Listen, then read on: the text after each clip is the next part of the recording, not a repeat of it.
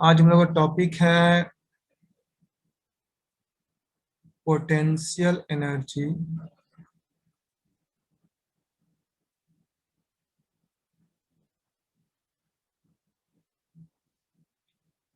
ओह, एक good minute. Evening sir.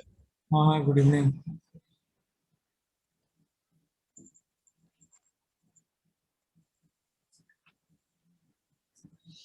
आज हम लोग को पढ़ना है potential energy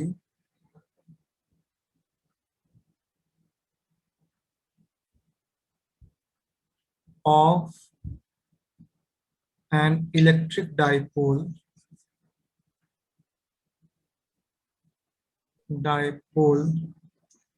in uniform electric field in uniform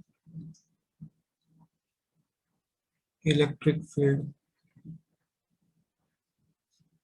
किसी अगर डाइपोल को हम लोग यूनिफॉर्म इलेक्ट्रिक फील्ड में रखेंगे तो पोटेंशियल एनर्जी का क्या होगा, वही अपन पढ़ना है। ठीक है, इसको जानने से पहले दो तीन चीज का जानकारी आपको पहले से होना चाहिए। पहली बात कि किसी डाइपोल को जब हम इलेक्ट्रिक फील्ड में रखते हैं उस पर टॉर्क क्या लगता है। टॉर्क का फॉर्मूला आपको याद होगा, P क्रॉस E होता है। इसको अगर हम लोग ब्रेक कर दें तो PE साइन थीटा होता है। ठीक है। अच्छा, इसके अलावा आपको ये भी पता होना चाहिए कि ये अगर इलेक्ट्रिक फील्ड का डायरेक्शन है, ये अगर P का डायरेक्शन है, ये डायपोल मोमेंट का डायरेक्शन है, ये इलेक्ट्रिक फील्ड का डायरेक्शन है, तो दोनों के बीच का एंगल ये थीटा कहलाता है। ये माइनर जानकारी जो आपको पहले से होना चाहिए। ठीक है, ये डायपोल मोमेंट का डायरेक्शन, इलेक्ट्रिक फील्ड का डायरेक्शन, तो बीच का एंगल ये थीटा कहलाता है। वही थीटा यहाँ पर है। अब यहाँ पर आपको potential energy of electric dipole in uniform electric field बनाना है। पोटेंशियल एनर्जी जानते हैं, वर्क के चलते आता है। जब भी वर्क होता है वही पोटेंशियल एनर्जी के रूप में क्या होता है, स्टोर होता है। अब वर्क देखो कितने तरह का हो सकता है।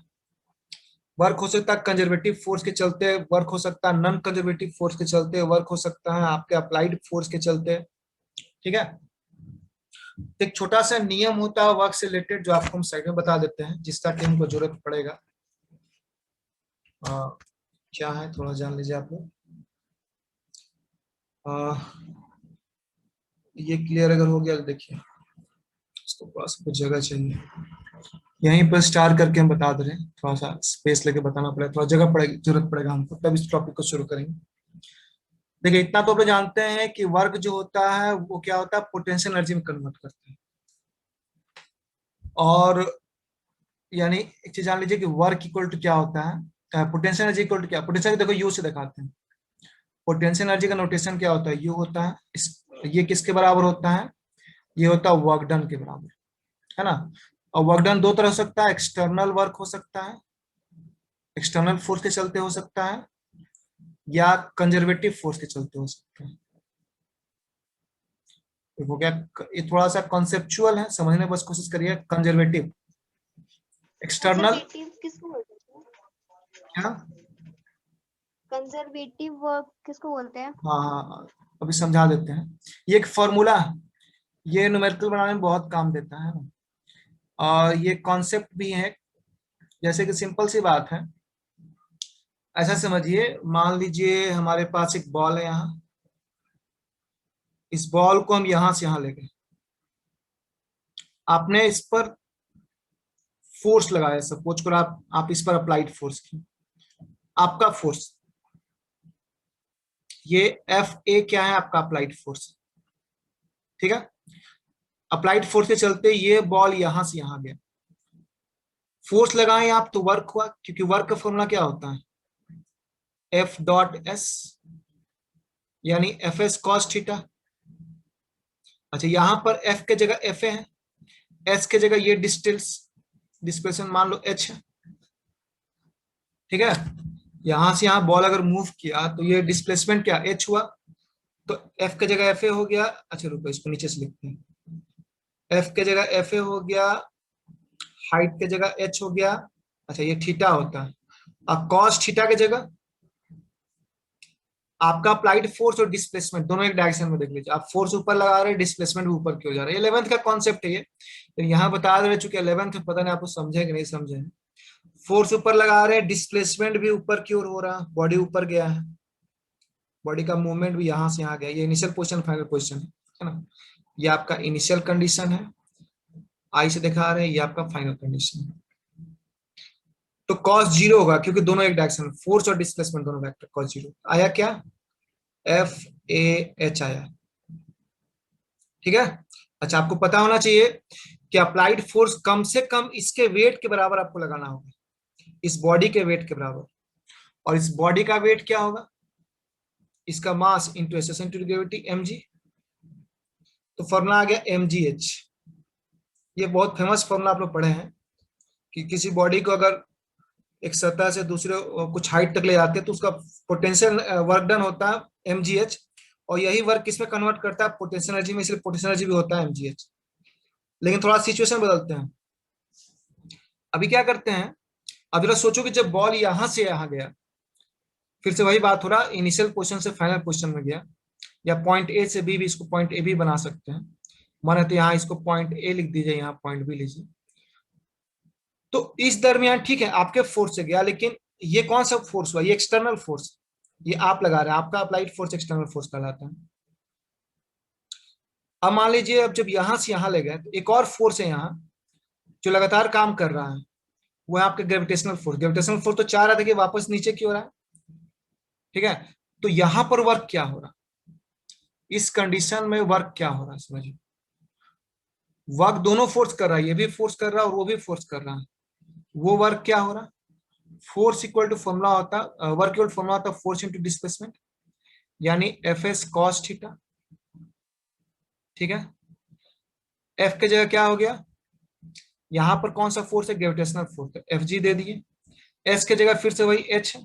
अच्छा, इस बार कॉस देखा जाए तो ग्रेविटेशनल फोर्स नीचे की ओर काम करेगा, एफ जी नीचे की ओर काम करेगा, डिस्प्लेसमेंट ऊपर की ओर हो रहा है। ठीक है, तो यहां पर एंगल कितना होगा, 180, यहां लिखा है 180। आंसर क्या आ गया, माइनस एम जी एच। क्यों, क्योंकि देखो एफ जी फिर से वही बात होगा, ग्रेविटेशनल फोर्स भी तो कम से कम एम जी के बराबर लग रहा होगा। तुम एफ ए जो फोर्स लगा वही ना एफ जी के बराबर होगा। तुमने जो एफ ए फोर्स लगाया वो एफ जी के विरोध में लगाया है, क्योंकि एफ जी भी काम कर रहा था, इसलिए यहां पर भी एफ जी का वैल्यू एम जी होगा, एच होगा, कॉस का माइनस के चलते माइनस एम जी एच। अब बोला जाए कि पोटेंशियल एनर्जी क्या होगा, तो पोटेंशियल एनर्जी क्या होता है, वर्क डन बाय एक्सटर्नल के बराबर, तो हो गया एम जी एच और माइनस ऑफ किसका, माइनस ऑफ कंजर्वेटिव फोर्स। ये आपका हो गया कंजर्वेटिव फोर्स, CONS लिखे हैं शॉर्ट में। देखो ग्रेविटेशनल फोर्स एक कंजर्वेटिव फोर्स है, क्यों हम बताएंगे, लेकिन फिलहाल जाने कंजर्वेटिव फोर्स का माइनस होता है, कंजर्वेटिव वर्क का minus, conservative force minus mgh है, तो माइनस माइनस हो जाएगा प्लस mgh। तो देखिए ये फॉर्मूला सही आया कि नहीं, U बराबर mgh प्लस mgh, ये एक्सटर्नल फोर्स के चलते हो गया और ये कंजर्वेटिव फोर्स के चलते हो गया, दोनों बराबर आना चाहिए, बराबर आ भी गया। आप समझिए कंजर्वेटिव फोर्स क्या होता है। अगर मान लो इस बॉल को यहां से यहां ले गए, जिस बॉल को यहां से, बहुत सारा तरीका है, मान लो एक सीढ़ी के थ्रू ऐसे हम ले जाए, इसी बॉल को हम यहां से यहां पहुंचाए सीढ़ी के थ्रू, ठीक है। आपका अप्लाइड फोर्स कुछ देर के लिए ऐसा रहेगा, फिर ऐसा रहेगा, फिर ऐसा रहेगा, लेकिन जो आपका ग्रेविटेशनल फोर्स है वो तो लगातार नीचे की ओर काम करते रहेगा, यहाँ भी, यहाँ भी, यहाँ भी, ग्रेविटेशनल फोर्स का डायरेक्शन बदल नहीं रहा। ठीक है, और आप देखिएगा कैलकुलेट करके कि ओवरऑल जो वर्क आता है, इस बॉडी को सीढ़ी के थ्रू ले जाओ चाहे स्लोप के थ्रू ले जाओ, ठीक है, तो अप्लाइड फोर्स का वर्क बदल सकता है, लेकिन इसका वर्क हमेशा किसका, कंजर्वेटिव फोर्स वर्क हमेशा क्या आएगा, mgh आएगा। ठीक है, कंजर्वेटिव फोर्स का वर्क हमेशा क्या आता है, वो mgh ही आएगा, आप कैसे भी ले जाइए, ये बदल सकता है। तो कंजर्वेटिव फोर्स वह फोर्स होता है जिसका की वैल्यू डायरेक्शन डिपेंडेंट, जिसका की वैल्यू पाथ डिपेंडेंट नहीं होता। आप बॉडी को सीधे ले जाओ यहाँ, चाहे से घुमा के ले जाओ, इसका वर्क हमेशा इतना ही आएगा, mgh ही आएगा, ये वर्क बदल सकता है।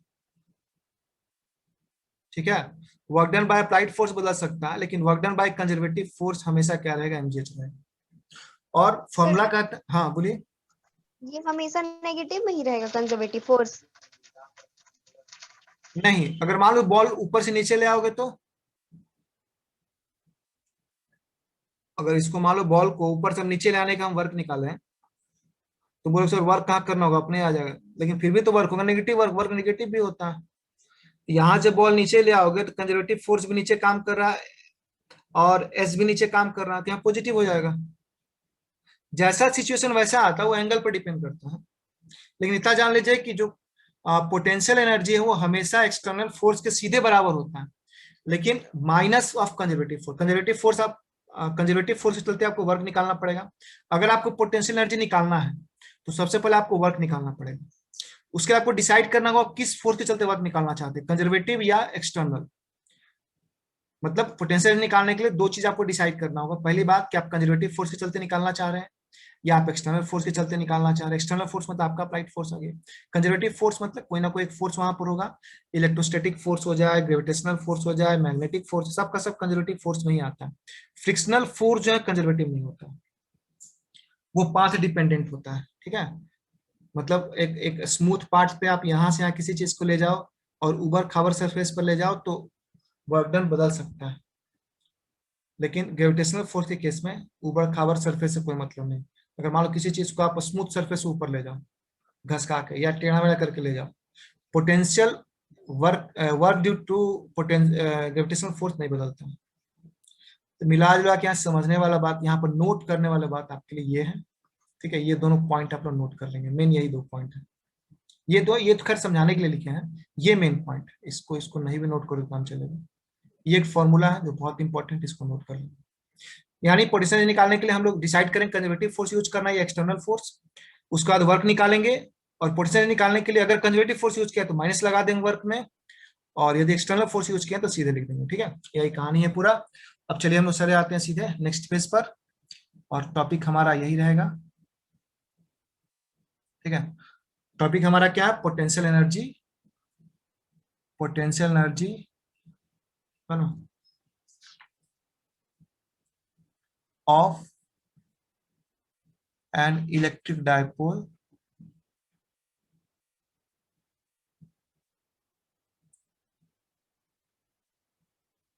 इन यूनिफॉर्म इलेक्ट्रिक फील्ड। फिर से टॉपिक दे दिए, potential energy of electric dipole in uniform electric field. मान लीजिए मेरे पास एक डायपोल है जिसको यूनिफॉर्म इलेक्ट्रिक फील्ड में रखा गया। ठीक है, तो हम शुरुआत करते हैं, हम लिखते हैं वी कंसीडर, जो हर बार हम लोग मानते हैं, we consider an electric dipole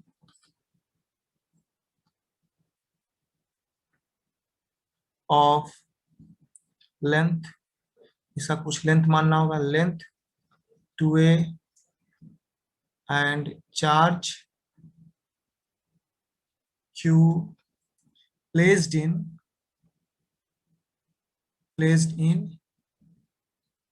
uniform electric field intensity E। थोड़ा सा डायग्राम बना देते हैं, बड़ा अच्छा लगा आप लोग डायग्राम देख के। चलो हम लोग जल्दी से डायग्राम बनाते हैं। ये हमारा यूनिफॉर्म इलेक्ट्रिक फील्ड है। ठीक है, और इस यूनिफॉर्म इलेक्ट्रिक फील्ड में हमने एक डायपोल रखा हुआ, ये मेरा डायपोल है। ठीक है, अच्छा, ये नॉन सी बात है कि इस डायपोल में किसी पॉइंट से जब आप देखते हैं, मान लो हम इस पॉइंट से देखते हैं, सपोज करो हम इस पॉइंट से देख रहे हैं, अगर आप इस पॉइंट से देखिएगा, चलो इलेक्ट्रिक फील्ड का डायरेक्शन इधर मानते हैं, तो इलेक्ट्रिक फील्ड का डायरेक्शन इधर की ओर है, जबकि डायपोल मोमेंट डायरेक्शन इधर की ओर होता है। ये बहुत इंपॉर्टेंट चीज है, इसको ध्यान रखिएगा। मतलब हमारा ई इधर की ओर है, पी इधर की ओर है, और दोनों के बीच का ये एंगल कितना है, थीटा। ये तो आपको समझ में आ रहा होगा, इसमें कोई शक नहीं। अच्छा, तो ऐसे कंडीशन में टॉर्क क्या होता है, टॉर्क ऑन डायपोल ऐसे में क्या होता है बताइए। तो नॉन फॉर्मूला टॉ इक्वल क्या होता है, पी R क्रॉस F नहीं नहीं नहीं नहीं, ये तो हम निकाल चुके हैं ना, टॉर्क का फॉर्मूला निकाल चुके हैं ना। ये जो इस प्रीवियस क्लास पी में आप, साइन थीटा। हाँ पी साइन थीटा तो बताया भी आपको, प्रीवियस क्लास में बनाए भी थे, बताया भी थे। ये हो गया क्वेश्चन नंबर 1। तो अब यहाँ पर पोटेंशियल एनर्जी निकालना है इस इलेक्ट्रिक डाइपोल का, यानी इस डाइपोल से हमको वर्क करना होगा। जैसे कि जब बोलते हैं कि इस बॉल का पोटेंशियल एनर्जी निकालिए, ठीक है, और तो क्या करना पड़ता है, इस बॉल से हमको वर्क कराना पड़ता है, ठीक है। इस बॉल से हमको वर्क कराना पड़ता है, इसको उठा के यहां से यहां ले जाते हैं हम लोग, तो वर्क होता है। तो आपको इस डाइपोल से वर्क करवाना होगा, ठीक है। अच्छा, वर्क करवाइएगा तो किसी फोर्स के अगेंस्ट करवाइएगा, या उस फोर्स का वर्क देखिएगा। यहाँ पर ग्रेविटेशनल फोर्स का वर्क जैसे निकालते थे, यहाँ पर आपको इलेक्ट्रोस्टैटिक फोर्स के चलते जो वर्क लग रहा है उसके बारे में सोचना है। फिलहाल हम समझते हैं कि कैसे इस डायपोल के वर्क को हम समझेंगे, ठीक है। 1 मिनट के लिए थोड़ा पॉज कर। देखिए, इससे वर्क कराने क्या मतलब है, सबसे पहले आपको समझना होगा, मतलब किसी फोर्स के अगेंस्ट आपको मूव करना होगा। जैसे कि यहाँ पर क्या था, ग्रेविटेशनल फोर्स इसको नीचे को रखना चाह रहा था, आपको इसके अगेंस्ट यहाँ मूव किया, तो यहाँ पर कोई तो फोर्स है जिसके अगेंस्ट आपको मूव करना होगा, इस डायपोल को, लाल वाले को मूव करना होगा। तो कौन सा यहाँ फोर्स नहीं, यहाँ पर टॉर्क है, आपको समझना पड़ेगा टॉर्क किधर लग रहा है, उसी का अगेंस्ट आपको जाना, ठीक है। जैसे यहाँ पर हमको पता था ग्रेविटेशनल फोर्स नीचे काम कर रहा है, इसके अगेंस्ट जाएंगे तभी ना वर्क होगा। जब किसी फोर्स के अगेंस्ट जाएंगे तभी वर्क होता है। तो वंस आप इसके अगेंस्ट चले गए, वर्क हो गया। यहाँ पर आपको पता करना होगा टॉर्क किधर की ओर काम कर रहा है, फिर आप उसके अगेंस्ट अप्लाइड फोर्स लगा दीजिए। जैसे आप इसके अगेंस्ट एक अप्लाइड फोर्स निकाले थे, जब आप इसको यहां से यहां मूव किए तो ये भी वर्क किया, और ग्रेविटेशनल फोर्स भी वर्क किया। ये कंजर्वेटिव फोर्स के चलते वर्क हुआ, ये अप्लाइड फोर्स के चलते वर्क हुआ। दोनों में से कोई एक वर्क निकाल दो, पोटेंशियल निकल जाएगा। यहाँ पर देखो क्या, ये टॉर्क काम किधर कर रहा है, पहले समझिए। पी क्रॉस ई का क्या मतलब है, टॉ इक्वल टू पी क्रॉस ई है, इसका क्या मतलब है। आप लोग पढ़े होंगे पी क्रॉस ई का मतलब क्या होता है, अगर ये ई इधर काम कर रहा है, पी इधर काम कर रहा है, तो पी क्रॉस ई मतलब पी से ई की ओर क्रॉस करेंगे, फिंगर का कर्लिंग करेंगे, ठीक है। तो आप राइट हैंड का फिंगर को पी की तरफ से ई की तरफ कर्लिंग करेगा, इस तरह का। आप कर्लिंग आप लोगों को सिखाए थे हम क्रॉस प्रोडक्ट में। आप फिंगर्स को जब कर्ल करिएगा और अंगूठे को खोलिएगा तो आपका अंगूठा अंदर की ओर जाएगा, यहां से अंदर की ओर अंगूठा जाएगा। डॉट से दिखा, क्रॉस से दिखाते हैं, अंदर की ओर को क्रॉस से दिखाते हैं, क्रॉस से दिखा रहे हैं। तो आपको यहां से अंदर की ओर भागेगा तो, ठीक है। तो टॉर्क किधर जा रहा है, अंदर की ओर, है ना। तो आपको क्या करना होगा, आपको ऐसा टॉर्क लगाना होगा जो बाहर की ओर है, तब आप क्या कर पाइएगा, इस पर वर्क कर पाइएगा। ये टॉर्क चाह रहा है कि ये अंदर के मूव करे। जैसे आपको हम सिखाए थे कि अगर मान लीजिए बोतल है, ये बोतल का ढक्कन है मान लीजिए। अच्छा, बोतल बहुत बढ़िया नहीं बना, ऐसे बनाते हैं लोग, ऐसा ऐसा बना हुआ, ये बोतल का ढक्कन है, ठीक है। हम क्या करते थे, इधर की ओर फोर्स लगाते थे, ये हमारा रेडियस है। तो आर क्रॉस एफ किधर काम करता था, ऊपर की ओर, वही टॉ होता था। Tau equal to R cross F भी होता है एक फॉर्मूला, आपको बताए थे कि अगर आर सेंटर से रेडियस इधर की ओर, एफ इधर की ओर, तो आर क्रॉस एफ टॉ ऊपर की ओर, तो क्या होता है, ढक्कन खुल के ऊपर जाता था। तो वैसा ही कुछ यहाँ पर होता है कि जब यहाँ पर पी क्रॉस ई करिएगा, जैसे यहाँ पर टॉ आर क्रॉस एफ करते थे ऐसा, तो टॉ गया ऊपर, तो यहाँ पी क्रॉस ई करिएगा तो टॉ अंदर की ओर, मतलब ये आपका धीरे धीरे अंदर की ओर भागेगा। इसको अंदर की ओर नहीं भागने देना, ऊपर की ओर लेकर आना। जैसे यहाँ पर ये जमीन इसको रोके हुए था, वैसे ही आप इसको ऊपर की ओर ले जा रहे हैं, तो वहां पर ये फोर्स कौन काम, टॉर्क जो अंदर ले जाना चाह रहा है, आपको ऊपर की ओर लाना है, ठीक है। इसको देना मिटाते हैं, थोड़ा सा कॉन्सेप्ट देने की कोशिश कर रहे हैं, इसलिए दिक्कत हो सकता है। यूट्यूब वीडियो एक बार रिवाइंड करके भी देखिएगा, समझने की कोशिश करिएगा अगर आप लोग नहीं समझ पा रहे हैं तो। चलिए, अब जरा समझते हैं हम लोग। अभी हम क्या करते हैं, जरा सा डायग्राम फिर से बनाते हैं, इसी डायग्राम, एक डायग्राम को हम फिर से बनाते हैं। इनफैक्ट नेक्स्ट पेज में चल के डायग्राम बनाते हैं, ज्यादा बढ़िया रहेगा। थोड़ा सा छोटा डायग्राम बनाएंगे क्योंकि पिछला डायग्राम बहुत जगह ले लिया था।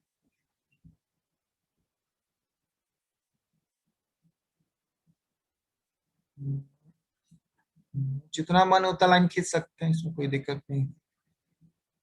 चलिए आते हैं यहाँ, इसको, अरे और थोड़ा मोटा लाइन बनाते हैं।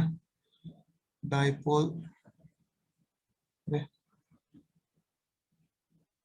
डाइपोल थोड़ा मोटा दिखना चाहिए ना।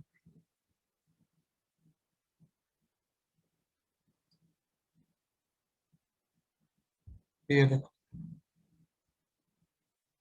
ये मेरा डाइपोल है। ठीक है, हाँ मेरा क्यों बन जा रहा, सुंदर सा डाइपोल होना चाहिए। हाँ देखो, एक्चुअली क्या है, हम चाह रहे हैं इस डाइपोल को थोड़ा सा घुमाना, तो कोई तो कंडीशन होगा जहां से घुमाएंगे।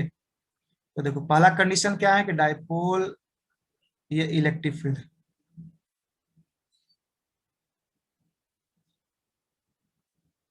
कलर को देखते हैं। डाइपोल इस इलेक्ट्रिक, ये इलेक्ट्रिक फील्ड है, ये डाइपोल मोमेंट का डायरेक्शन ऊपर की, डाइपोल मोमेंट पर एरो मार देते हैं। ठीक है, हम देख पी ऊपर दिखा देते हैं, तो फिर डायग्राम गंदा हो जाएगा। दोनों के बीच का एंगल थीटा, शुरू मान लो थीटा 1 था, शुरुआती कुछ तो होगा, मान लो शुरुआत में थीटा 1 था। कुछ देर बाद क्या किया, डाइपोल को हम घुमा दी। ठीक है, घुमा के डाइपोल को हम इधर लेते हैं, देखो इधर, ये सेकेंडरी कंडीशन है इसका, डॉट करके दिखा रहे डाइपोल का दूसरा पोजीशन।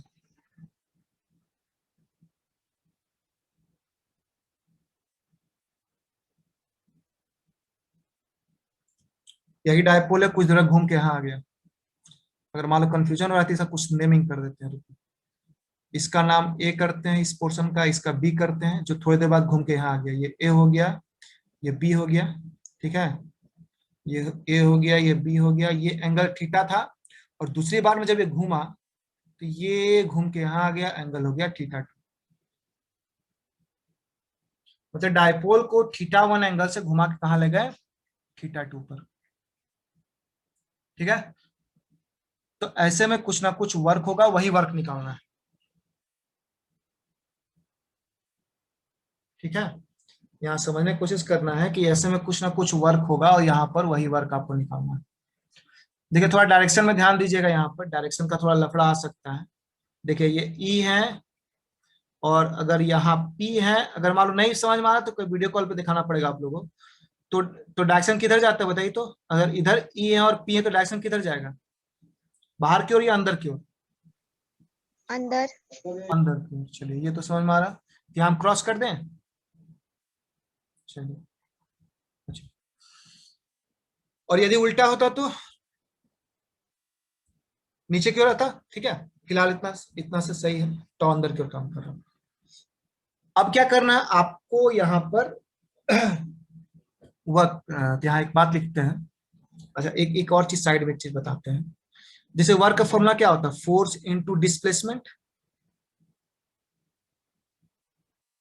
लीनियर मोशन नहीं ना होता है, लेकिन सर्कुलर मोशन में जो वर्क होता है ना, वो होता है टॉर्क इनटू डिस्प्लेसमेंट। ये भी एक डिस्प्लेसमेंट है, ध्यान दीजिएगा, थीटा थीटा डिस्प्लेस। है ना, वही डिस्प्लेसमेंट। हाँ इसको देखो होता क्या है, जैसे मान लो यस सर, यहाँ, पता है। यहाँ से यहाँ कोई चीज मूव करके आया, तो ये थीटा एंगल मूव किया, तो इस ये डिस्प्लेसमेंट की तरह काम करता है। इसलिए इसका डायरेक्शन पे ध्यान देना। जैसे कि हम इधर से इधर मूव करके गए, क्लॉकवाइज जा रहे हैं एंटी क्लॉकवाइज, ये मायने रखता है, क्योंकि वो क्लॉकवाइज, एंटी क्लॉकवाइज और टॉ दोनों मिलके यहाँ पर डिसाइड करेगा कि टॉ और थीटा के बीच का एंगल क्या होगा। अगर थीटा क्लॉकवाइज है, ध्यान देना, जैसे कि ये कौन सा डायरेक्शन बताइए, तो ये कौन सा डायरेक्शन है, क्लॉकवाइज है कि एंटी क्लॉकवाइज? Anti clockwise. अगर थीटा एंटी क्लॉकवाइज है, ठीक है, तो इसका डायरेक्शन बाहर की ओर हम लेंगे, मतलब ये डायरेक्टेड रहेगा सर्कुलर मोशन में किधर की ओर, बाहर की ओर। बात समझ में आ रहा है?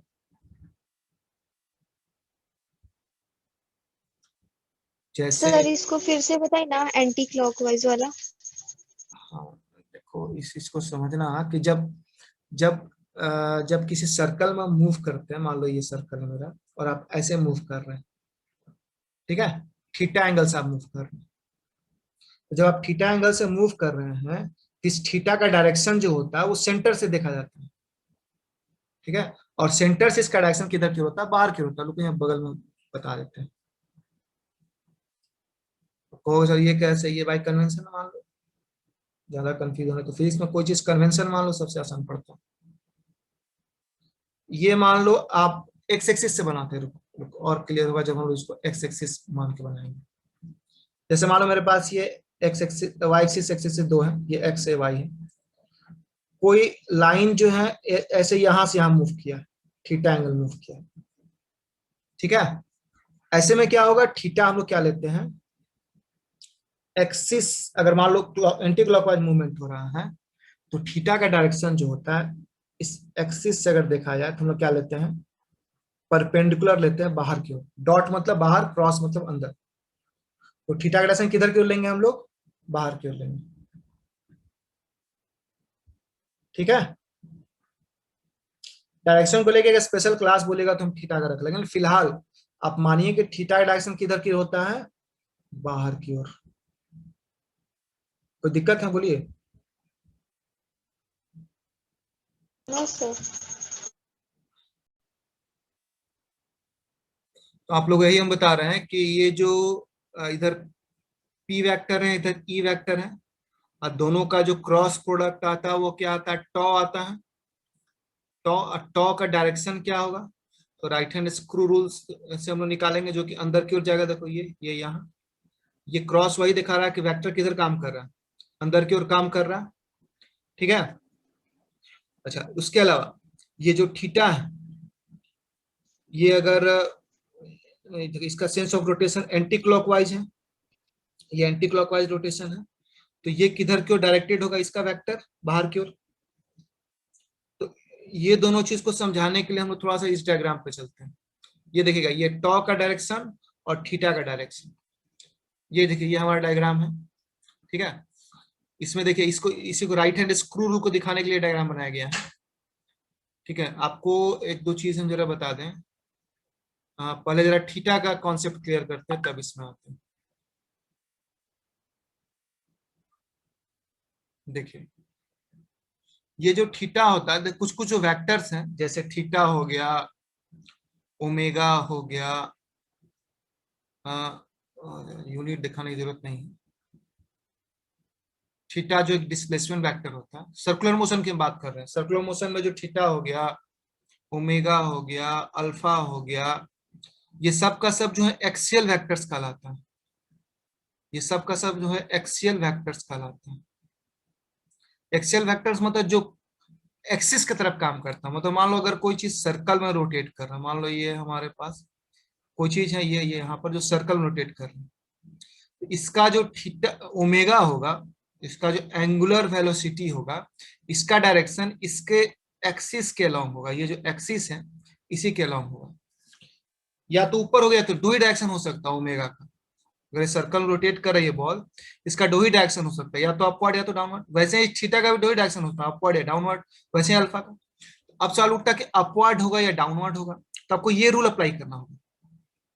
अगर आप, अरे ये जो हाथ को ऐसे कर्ल किया गया, देखो ये क्या किया गया, हाथ को ऐसे कर्ल किया गया है किसी लाइन के अलोंग, और अंगूठा को सीधा किया गया है। तो अंगूठा जिधर गया वो वेक्टर का डायरेक्शन हो जाता है। तो वैसे क्या करिएगा, हाथ को आप राइट हैंड को इसके अराउंड कर्ल करिएगा, तो क्या होगा देखिए, तो आपका अंगूठा इधर रह जाएगा, आपका ये सब छोटा छोटा उंगली सब इधर आ जाएगा। थोड़ा सा कोशिश करते हैं हाथ जैसा दिखे ये, है ना। तो ये अंगूठा अंगूठा अंगूठा बना देना। अरे कैसा बन गया, देखो थोड़ा सा और बढ़िया बनाते हैं, आता है हमको, अंगूठा बनाने आता है। Good morning, sir. हाँ गुड मॉर्निंग। देखो इसको बना रहे हैं अंगूठा, इस टाइप से इसको ही पकड़े हुए मान लो, है ना। ऐसे ही पकड़े हुए ये अंगूठा है, ऐसे हाथ है पूरा। अरे बहुत बढ़िया नहीं बन रहा। एनीवे, तो ये अंगूठा क्या दिखा रहा, वेक्टर का डायरेक्शन। तो देखो सिंपल सी बात है कि यदि ये दूसरी बात में करें तो यदि ये एंटी क्लॉकवाइज है तो वेक्टर का डायरेक्शन ऊपर रहता है। अगर कोई चीज एंटी क्लॉकवाइज घूम रहा है तो थीटा ऊपर, ओमेगा ऊपर, अल्फा ऊपर, सबका सब ऊपर चला जाएगा। और क्लॉकवाइज घूमेगा मतलब ऐसे अगर घूमेगा, इस सेंस में अगर घूमेगा कोई चीज ऐसे, तो आप हाथ जो पकड़िएगा तो अंगूठा नीचे चला जाएगा। ऐसे में अगर आप हाथ से पकड़िएगा इसको, देखा तो आपका अंगूठा नीचे चला जाएगा और आपका उंगली सब ऐसे ऐसे आएगा यहाँ पे। ठीक है, इस तरह से उंगली सब आएगा, आपका अंगूठा नीचे चला जाएगा, ये अंगूठा है। तो कहने का मतलब है कि और उंगली रहता है, एक आधा और उंगली रहेगा यहाँ। बहुत बढ़िया डायग्राम नहीं बन रहा, अंगूठा नीचे चला जाएगा। तो इसको राइट हैंड स्क्रू रूल बोलते हैं। वो तो जैसे कि हम लोग क्या करते हैं, अगर आपके पास ये स्क्रू ड्राइवर है ना, इसको मान लो अंदर की ओर ले जाना है तो आप कैसे घुमाइएगा, इस टाइप से घुमाइएगा क्लॉकवाइज। अगर स्क्रू ड्राइवर को क्लॉकवाइज घुमाइएगा तो ये नीचे की ओर भागेगा, ठीक है। और इसको जब एंटी क्लॉकवाइज ऐसे घुमाइएगा तो ऊपर की ओर भागता है। वही चीज यहाँ पे अप्लाई होता है। इसको राइट हैंड स्क्रू रूल कहते हैं इसीलिए, है ना, राइट हैंड स्क्रू रूल। तो याद रखिएगा थीटा का direction right hand screw rule से निकालेंगे, ठीक है। राइट हैंड स्क्रू रूल से टॉ का भी डायरेक्शन निकालेंगे। देखो टॉ इक्वल टू क्या होता है, यहाँ पर टॉ इक्वल टू क्या है, यहाँ पर टॉ इक्वल टू है पी क्रॉस। तो इसमें भी हाथ का कर्लिंग होगा पी से ई की दिशा में, ठीक है। कहने क्या मतलब है कि मान लीजिए, पेन वापस आओ,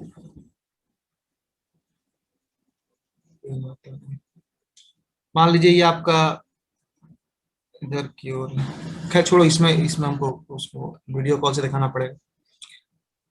ये तो खैर आप लोग समझते हो क्रॉस प्रोडक्ट वाला है। इसमें कुछ पूछना है क्या, ये थीटा ओमेगा और अल्फा में, ये कॉन्सेप्ट क्लियर है एक्सेल वेक्टर वाला? बोले हाँ ना तो फिर आगे बढ़ेंगे।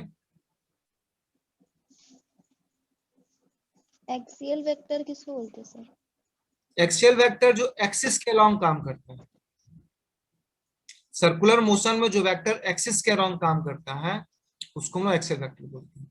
थीटा ओमेगा अल्फा ये सब एक्सिस के अलोंग काम करते हैं, ठीक है।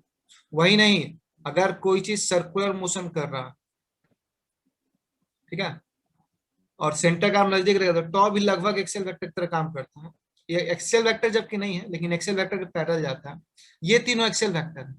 मतलब कोई चीज अगर सर्कल में घूम रहा है, यहां पर देखोगे इसका वेलोसिटी इधर की ओर है, ठीक है। इसका डिस्प्लेसमेंट भी इधर की ओर है, एक्स वाला डिस्प्लेसमेंट। लेकिन अगर एंगुलर वेलोसिटी देखो तो ऊपर की ओर है, एंगुलर डिस्प्लेसमेंट देखो तो ये भी ऊपर की ओर है, ठीक है। एंटी क्लॉकवाइज के लिए ऊपर, क्लॉकवाइज के लिए नीचे। बस इतना याद रखो ना, बाकी वेक्टर डिटेल कभी पढ़ लेना, इतना तो समझ में आना चाहिए। चलो वापस आते हैं हम लोग यहाँ। यहाँ से एक बात क्लियर होगा कि चूंकि ये एंटी क्लॉकवाइज घूम रहा है, हम लोग क्या कर रहे हैं, देखिए वापस आते हैं यहाँ। हमने आपको बताया कि हमने डाइपोल को इस पोजीशन से, ये ए बी डाइपोल है जो इस पोजीशन से इसको हम रोटेट करके, यहां से इसको हमने रोटेट किया है और रोटेट करके यहां से यहां लेकर आया, ठीक है। इस दरमियान हमको वर्क करना पड़ेगा, ठीक है। इस दरमियान मेरा वर्क होगा और वही वर्क किसमें स्टोर होगा, पोटेंशियल एनर्जी में। इसके लिए दो चीज का जरूरत था। पहला तो हमने जाना कि ये डायरेक्शन एक्चुअल टॉर्क का किधर था। अगर इस पॉइंट से देखा जाए, इस पॉइंट से अगर बात करें, इस पॉइंट को ओ नाम दे दो, इस पॉइंट से देखा जाए तो जो रियल टॉर्क है वो तो अंदर की ओर काम कर रहा है ना, क्योंकि P क्रॉस ई, यहाँ P क्रॉस ई जब हाथ को जब कर्ल करोगे ना P से ई, जैसे P की तरफ हाथ को फैला के जब कर्ल करके ई की ओर लाएंगे और अंगूठा खोलेंगे तो टॉ की तरफ जाता है, टॉ अंदर की ओर है, तो टॉ अंदर की ओर है, ये इनवर्ड दिखा रहे, ठीक है। ये कौन सा टॉर्क है, जो इसका रियल टॉर्क है, जिसको हम लोग कंजर्वेटिव टॉर्क भी कह सकते हैं, कंजर्वेटिव बोल सकते हैं। इसका मतलब ऐसे समझिए, जैसे ये बॉल था ना, तो बॉल के लिए एक फोर्स नीचे की ओर काम कर रहा था ना, जिसको कि हम लोग ग्रेविटेशनल फोर्स बोलते थे। तो ग्रेविटेशनल फोर्स को हम लोग कंजर्वेटिव फोर्स बोलते हैं। वैसे यहाँ पर ये जो टॉ है कंजर्वेटिव है, जैसे ये कंजर्वेटिव है और ऊपर अप्लाई फोर्स कर सकते हैं, तो लास्ट आपको समझाए थे पिछले आप लोग समझाए थे अभी क्लास में कि दो फोर्सेस पर, एक अप्लाइड फोर्स है और कंजर्वेटिव, दो फोर्स की तरफ के चलते वर्क होता है। आप अगर नहीं आते इस ध्यान इस डायग्राम में आइए, आपको बताए थे कि अगर बॉल ऊपर की ओर ले जा रहे हैं आप, तो एक नीचे की ओर फोर्स काम कर रहा है जिसको कि हम एफ जी से दिखाए थे, इसको कंजर्वेटिव फोर्स बोले थे, या इसके चलते वर्क कंजर्वेटिव वर्क हो गया। इसके चलते एनर्जी जो स्टोर होता है माइनस कंजर्वेटिव एनर्जी होता है। और ये अप्लाइड अप्लाइड फोर्स या इसको बोल सकते हैं अप्लाइड, हाँ अप्लाइड फोर्स के चलते या इसको एक्सटर्नल फोर्स भी कह सकते हैं, इसके चलते एक्सटर्नल वर्क है। और ये तो आपको एक्सटर्नल और कंजर्वेटिव दोनों वर्क के, दोनों में से किसी एक वर्क को निकाल के आप पोटेंशियल निकाल सकते हैं। तो यहाँ पर ये टॉ जो अंदर की ओर काम कर रहा है वो कंजर्वेटिव है, और आप जो रोटेट कर रहे हैं थीटा को, आप थीटा को जो रोटेट कर रहे हैं उसका डायरेक्शन किधर की ओर है बता सकते हैं? थीटा का रोटेशन का डायरेक्शन किधर की ओर है? इस पॉइंट से बताइए थीटा का डायरेक्शन किधर जाएगा, बाहर की ओर कि अंदर की ओर? इस पॉइंट से बताइए थीटा बाहर की ओर है कि अंदर की ओर? टॉ तो अंदर की ओर। अंदर की ओर होगा। थीटा थीटा थीटा देखिए कैसे घूम रहा है ये, बाहर की ओर होगा सर। बाहर की ओर, एंटी एंटी क्लॉक। क्लॉकवाइज। वही नहीं समझा रहे थे इतना देर से कि एंटी यस सर। क्लॉकवाइज होने से थीटा बाहर की ओर आता है। देखिए इतना कुछ ये बस समझाने के लिए, एग्जाम में बहुत कम लिखना है, सीधे टॉ का डायरेक्शन लिखिए, लिखिए कि डायपोल घूम रहा है थीटा 1 से थीटा 2, और वर्क निकाल दीजिए। और वर्क का फॉर्मूला क्या होता है? टॉ थीटा। ठीक है, बस यही फॉर्मूला अप्लाई कर देना, काम हो जाएगा। ठीक है, तो थीटा किधर की ओर है? बाहर की ओर। तो इस पॉइंट से हम थीटा दिखा देंगे बाहर की। ठीक है, चलिए डायरेक्शन के लिए इतना सारा हमको मेहनत करना पड़ा, डायरेक्शन का कॉन्सेप्ट क्लियर करने। ठीक है, तो हम लोग क्या करेंगे, पहले स्मॉल वर्क निकालेंगे। ठीक है, small work done in moving, small work done, small work done bye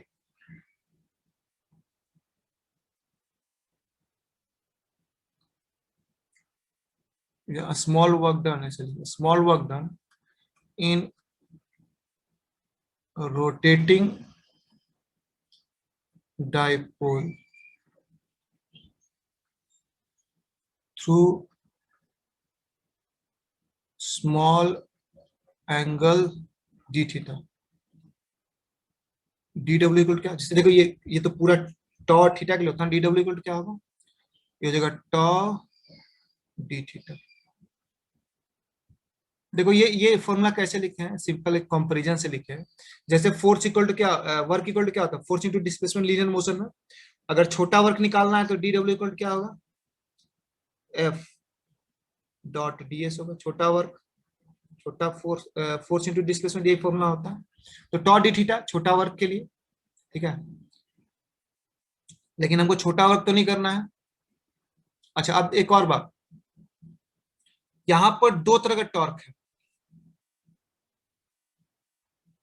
ठीक है, एक कंजर्वेटिव टॉर्क है ना, और एक आपका अप्लाइड। आप जो अप्लाइड, जैसे कि यहाँ पर जो बॉल था, दो वर्क निकाल सकते थे ना, एक एक आपका ग्रेविटेशनल फोर्स के चलते और एक अप्लाइड फोर्स के चलते, है ना। ये कंजर्वेटिव और ये नॉन कंजर्वेटिव, या ये कंजर्वेटिव हो गया, कंजर्वेटिव फोर्स हो गया, ये आपका नॉन कंजर्वेटिव या एक्सटर्नल बोलिए। यहाँ पर भी एक टॉर्क कंजर्वेटिव, इसके चलते आप निकाल सकते हैं, या एक टॉर्क इसके अगेंस्ट काम कर के चलते निकाल सकते हैं। तो थोड़ा लैंग्वेज बदल जाता है। Work done rotating dipole through a small angle against the torque, है ना। तो यहाँ हम टॉर्क के अगेंस्ट नहीं लगा रहे अपना टॉर्क। ठीक है, हम इसी का वर्क निकाल रहे, इसी टॉर्क। जैसे आपका मोशन जो ऊपर की ओर होता है, तो आप इसके चलते वर्क निकाल सकते हो और इसके चलते वर्क निकाल सकते हो। दोनों का वर्क में अंतर आएगा, प्लस माइनस का बस अंतर आता है। हम लोग यहाँ इसी टॉर्क के चलते वर्क निकाल रहे हैं, अप्लाइड टॉर्क के चलते नहीं निकाल रहे हैं, एक्सटर्नल टॉर्क नहीं, कंजर्वेटिव टॉर्क के चलते वर्क निकाल रहे हैं। ठीक है, लेकिन तब दोनों के बीच का एंगल कितना होगा, 180। यहाँ हम टॉ थीटा लिए हैं तो उसी का छोटा रूप है, बात तो वही है कि हो जाएगा टॉ। कौन सा टॉ है ये, सी कंजर्वेटिव टॉ।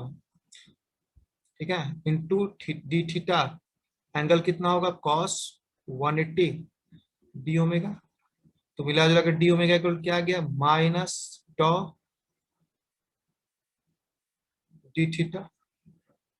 तो दे क्वेश्चन नंबर 2। लेकिन हमको सिर्फ स्मॉल एंगल तो नहीं जाना, हमको थीटा 1 से थीटा 2 जाना है। Therefore net work done in moving dipole from theta 1 to theta 2। Theta 1 से थीटा 2 जाने में क्या होगा, तो इंटीग्रेट करना होगा। फिजिक्स में तो यही काम है, इंटीग्रेट कर दो। डब्ल्यू की जगह क्या है डी डब्ल्यू कर दो, जैसे यहां पे हम लोग करते थे वर्क निकालने के लिए। तो क्या कर देंगे, डी डब्ल्यू की जगह जो फॉर्मूला रख दो माइनस टॉ कंजर्वेटिव डी थीटा। ठीक है, अब इसको थोड़ा सॉल्व करना है।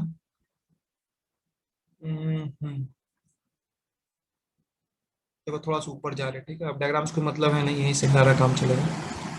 टॉ का फॉर्मूला क्या होगा, ऑलरेडी हम निकाले हुए हैं। क्या होता है P sine theta minus P sine theta D theta. Equation number 1, equation number 1 torque on डबा, ये कंजर्वेटिव टॉर्क है, ये अप्लाइड टॉर्क नहीं है, ये कंजर्वेटिव। कंजर्वेटिव मतलब जो रियल टॉर्क है, अप्लाइड टॉर्क जो बाहर से हम लगाते हैं।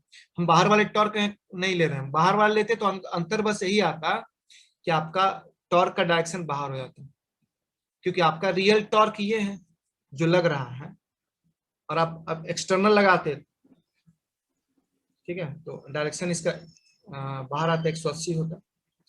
तो वैसे में सर वो टॉर्क थीटा, नेगेटिव। हाँ ये cos 180 के चलते हैं। ठीक है। हाँ बोलिए बोलिए, थोड़ा कंफ्यूजन आप लोग को हो रहा होगा,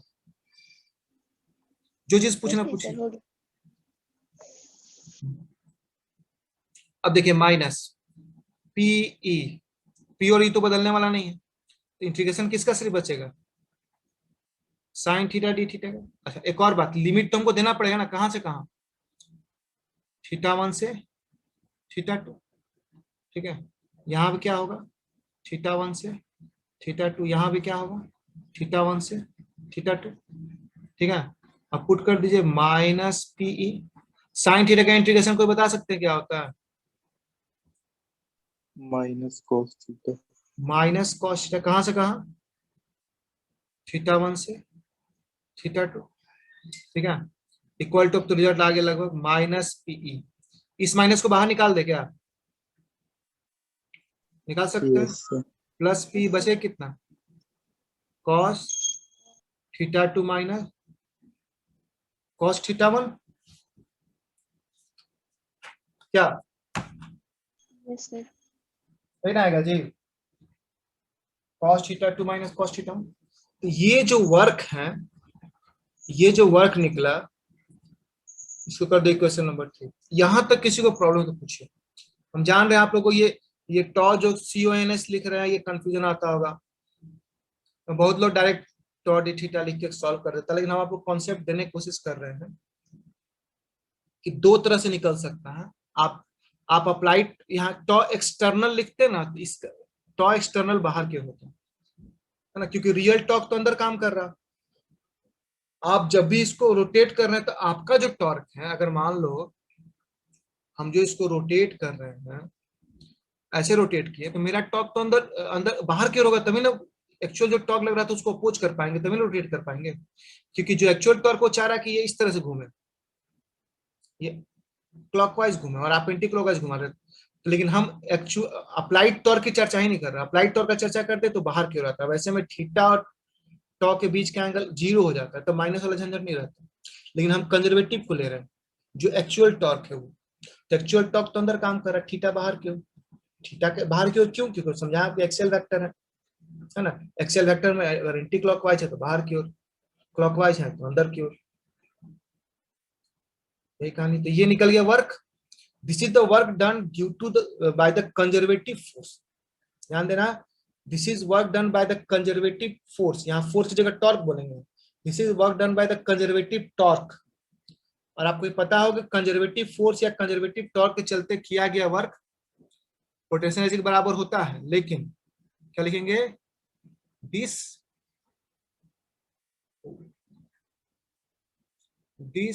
वर्क इज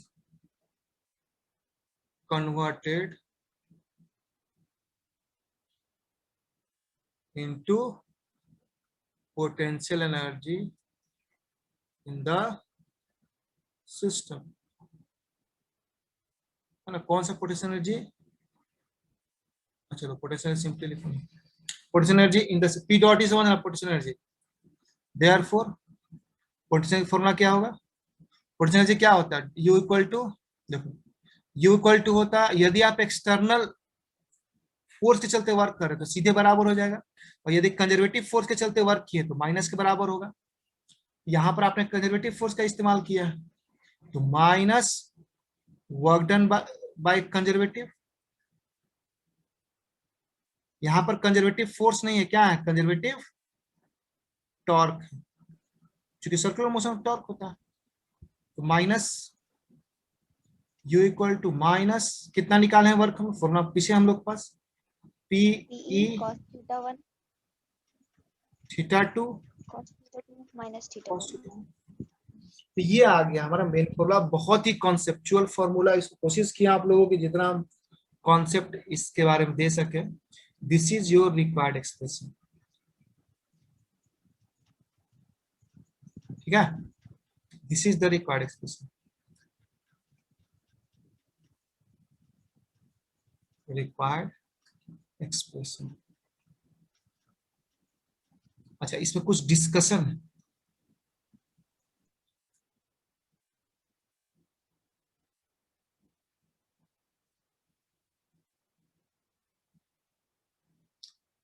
डिस्कशन थोड़ा समझ लेते हैं, फॉर्मूला ध्यान में रहेगा। डिस्कशन में दो तीन चीज जान लीजिए। पहली बात, अच्छा एक एक और चीज देखिए, हम आप लोगों को नहीं बताएं, एक्चुअली ये पोटेंशियल एनर्जी नहीं, इसको चेंज इन पोटेंशियल एनर्जी बोलते हैं, डेल्टा यहाँ पे देना होगा, एक सेकंड, चेंज, देखिए गड़बड़ कर रहे थे हम, change in potential, potential energy नहीं निकलता कभी भी, चेंज इन पोटेंशियल एनर्जी निकलता है, ठीक है, change in potential energy equal to external work done होता है। इसका क्या यहाँ सेंस आएगा हमको बताते हैं, ये आपके एक्चुअली पोटेंशियल एनर्जी नहीं, चेंज इन पोटेंशियल एनर्जी निकला, यहाँ पर इस लाइन को थोड़ा चेंज कर देते हैं, मोटे तौर पर पोटेंशियल एनर्जी लोग बोल देता है, लेकिन एक्चुअली क्या है, this work done is converted into change in potential energy, यहाँ वर्क वर्ड यूज करना होगा, converted into change in potential energy, कभी भी चेंज इन पोटेंशियल एनर्जी ही निकलता है। अब आपको मान लो निकालना potential energy at any point, ठीक है, देखो यहाँ पर we have delta U equal to, हमारे पास फॉर्मूला आया है minus P E cos theta 2 minus cos theta 1। चलिए यहाँ तक कोई दिक्कत नहीं। इफ अगर हम स्टार्टिंग एंगल को मान लो, शुरुआती एंगल को हम 90 मान लें, ठीक है, स्टार्टिंग एंगल यानी इसको इनिशियल बोल दो, क्या करना है इसको आई बोल दो, जैसे मान लो कोई भी डायपोल घूमेगा तो कुछ तो इनिशियल एंगल से के बाद ही घूमेगा, तो मान लो इनिशियल एंगल थीटा हो गया, 90 हो गया, और फाइनल जहां हम पहुंच रहे हैं, है ना, इसको इनिशियल एंगल थीटा 1 को थीटा आई हम बोल रहे हैं, बराबर 90। अच्छा छोड़ निकल सीधे थीटा 1 बराबर 90 को उतना कहने लगे दिमाग में, हम इनिशियल फाइनल का कॉन्सेप्ट देना चाह रहे हैं तो उसका जरूरत नहीं, छोड़, थीटा 1 बराबर 90 मान लेते हैं, और थीटा जो फाइनली जहां पहुंचे वो थीटा है। ऐसे में फॉर्मूला में, ठीक है, ये पोटेंशियल चेंज करेगा, यानी थीटा 1 में कुछ पोटेंशियल होगा, थीटा 2 में कुछ पोटेंशियल होगा, यहाँ का पोटेंशियल को चलो यू आई बोलते हैं, थीटा 1 कंडीशन में, और यहाँ के पोटेंशियल को हम लोग यू एफ बोलते हैं, ठीक है, फाइनल पॉइंट का पोटेंशियल। तो ऐसे में इसको जीरो माना जाता है, हम बताएंगे आपको रीजन, इसको सिंपली यू माना जाता है। देयर अब चेंज इन पोटेंशियल मतलब final potential minus initial potential बराबर माइनस पीई कॉस थीटा 2 यानी cos theta minus cos theta 1 यानी कॉस 90 बराबर माइनस पीई कॉस 90 तो 0 होता है माइनस पी कॉस थीटा। अच्छा यू आई को 0 मानते हैं हम लोग, यूएफ को फॉर्मूला यूएफ को यू, यू बराबर जो फॉर्मूला आ गया माइनस पी साइन थीटा और यू बराबर सिंपल फॉर्मूला आ गया माइनस पी डॉट ई। ये फॉर्मूला ही होता है पोटेंशियल एनर्जी का। देखो थोड़ा सा कॉन्सेप्ट हम देना चाहेंगे बहुत ज्यादा कॉन्सेप्ट देने के चक्कर में कुछ ज्यादा कॉम्प्लिकेशन बढ़ रहा है, लेकिन फिर भी देखिए आप लोग समझ पा रहे हैं कि नहीं, या हम समझा पा रहे हैं कि नहीं। चलिए देखा जाए। आपको जैसा कि हम बताएं कि ये जो फॉर्मूला होता है कि पोटेंशियल एनर्जी इक्वल टू होता है माइनस ऑफ वर्क के बेस में लिखा हुआ कंजर्वेटिव है ना, minus of work done by the conservative torque, ये चेंज इन पोटेंशियल एनर्जी होता है। तो जब चेंज इन पोटेंशियल एनर्जी हो रहा है तो जरूर कहीं ना कहीं फाइनल माइनस इनिशियल के बराबर होगा। तो चेंज इन पोटेंशियल एनर्जी को हम चाहें इसको लिख सकते हैं ना, इसको UF minus UI final potential energy minus initial potential energy. अब देखो कैसे, जैसे मान लो ये जो कंडीशन था ये हमारा डाइपोल था, डाइपोल यहां से घूम के मान लो यहाँ आया, डाइपोल का ये शुरुआती एंगल था θ1 और ये घूम के आया θ2। ध्यान देना ये θ1 एंगल था, ये θ2, ये डाइपोल है मेरा, ए बी है, यही ए बी डाइपोल है। तो डाइपोल जब θ1 पोजीशन में था तब भी तो इसका कुछ ना कुछ पोटेंशियल एनर्जी था। पोटेंशियल एनर्जी मतलब क्या, ये यहाँ भी पहुंचा होगा तो कुछ वर्क करके ना पहुंचा होगा। तो θ1 पोजीशन पर जो पोटेंशियल एनर्जी है उसको हम लोग यूआई बोल देते हैं और θ2 पर जो पोटेंशियल एनर्जी है उसको हम यूएफ बोल देते हैं। ठीक है। तो अब मान लीजिए आप कोई भी जब मेजरमेंट करते हैं तो एक रेफरेंस पॉइंट लेते हैं ना। जैसे मान लीजिए हम पूछेंगे कि यहाँ से रांची कितना दूर है तो आप पूछिए कहाँ से। वैसे अगर आपको पोटेंशियल एनर्जी एग्जैक्ट निकालना है, ये जब भी निकलेगा चेंज इन पोटेंशियल एनर्जी निकलेगा, इसके आपको 2 क्वेश्चन पता होना चाहिए। लेकिन आपसे पूछेगा नहीं इस पर्टिकुलर पॉइंट पर पोटेंशियल एनर्जी कितना है, मतलब यूएफ कितना है चाहे यूआई कितना है, तो आपको एक रेफरेंस पॉइंट डिसाइड करना होगा। तो देखो बाय डिफॉल्ट अगर आपको θ1 θ2 नहीं दिए हुए हैं और आपसे डायरेक्ट पूछता है किसी डाइपोल को हम 30 डिग्री से घुमा है तो बताओ वर्क कितना, पोटेंशियल एनर्जी कितना उसको गेन करेगा। तो बाय डिफॉल्ट जो θ1 इक्वल 90 डिग्री का पोजीशन है इसको हम लोग क्या करते हैं उसका पोटेंशियल एनर्जी 0 मान के चलते हैं। जैसे हम लोग जितना भी मेजरमेंट करते हैं अर्थ के ऊपर का, तो अर्थ को हम लोग क्या 0 मान के चलते हैं, यहां से मानते ऊपर एच हाइट गया है ना। हम लोग अर्थ का जो जैसे अर्थ का हाइट का मेजरमेंट का सी लेवल से करते हैं ना, तो वैसे ही हम लोग क्या करेंगे टॉर्क का जो इनिशियल एनर्जी है 0 मान के चलेंगे 90 डिग्री पर। ये मतलब ये मान लेना आप कि टॉर्क के लिए इनिशियल एनर्जी 0 होता है 90 डिग्री पर। फिर कहीं ना कहीं रेफरेंस लेना था, 90 डिग्री वाला लेने से ज्यादा आसान पड़ता है। ऐसे में θ2u और फाइनल एनर्जी तब यूएफ जो होगा यू हो जाएगा। तो वैसे में यूएफ माइनस यू बराबर यूएफ की जगह यूएफ तो यू हो गया, इसकी जगह 0 पुट कर दिया, ये तो हट ही गया, cos 90 भी हट गया, तो ये फॉर्मूला आ गया। ये आया potential energy at a particular position, ये चेंज इन पोटेंशियल एनर्जी आया। क्वेश्चन देखना होगा न्यूमेरिकल कैसा पूछता है, ये एग्जामिनेशन पॉइंट ऑफ व्यू से आपको बता रहे हैं, कॉम्पिटिटिव पॉइंट ऑफ व्यू से आपको डिसाइड करना होगा कि θ1 का वैल्यू अगर θ2 का वैल्यू दिए हुए तो अलग बात है ना। अच्छा ये देखिए ये बेसिकली काफी इंपॉर्टेंट कॉन्सेप्ट था। अब चलिए इससे रिलेटेड आप लोग जो भी क्वेश्चन पूछ सकते हैं पूछिए, क्योंकि हमको लगता है कुछ ना कुछ कंफ्यूजन रह गया होगा। अब हम लोग क्या करते हैं डाउट सेशन रखते हैं। चलिए बोलिए कोई कुछ पूछना चाहते हैं, कहीं कुछ कंफ्यूजन रह गया है तो बोलिए, या बिल्कुल ही कंफ्यूजन है तो बोलो उस पॉइंट को भी बताएं। ये मेन फॉर्मूला आ गया। जैसे यहाँ पी डॉट ई आया ना, है ना, जैसे यहाँ पी डॉट ई आया इलेक्ट्रिक डायपोल के लिए, वैसे ही मैग्नेटिक डायपोल के लिए बस अंतर जानते हो क्या आएगा, यहाँ u बराबर हो जाएगा p के जगह हो जाएगा m और e के जगह हो जाएगा b, m डॉट b। ये आ जाएगा magnetic potential energy, potential energy of a magnet in a uniform magnetic field. तो बात की बात है। चलो रितेश, कुछ पूछना है? सर अगर थीटा 1 का वैल्यू इंफिनिटी हो तो UI का वैल्यू कितना होगा? θ1 का वैल्यू इंफिनिटी हो तो एंगल को इन्फिनाइट कैसे कर सकते हो जी? एंगल इन्फिनाइट होता है क्या?